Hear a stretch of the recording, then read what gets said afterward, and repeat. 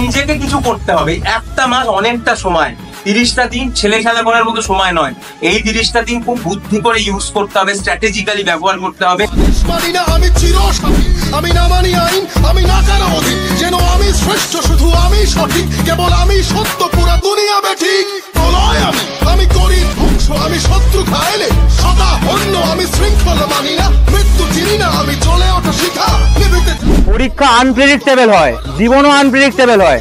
চাই যে বাংলার তোরা যারা বাংলার ছাত্রছাত্রী, বাংলার স্টুডেন্ট, তারা বাংলাকে জেতাস। কারণ এক সময় তো বলতো যে আজকে বাংলা যা ভাববে কালকে ভারত তা ভাববে।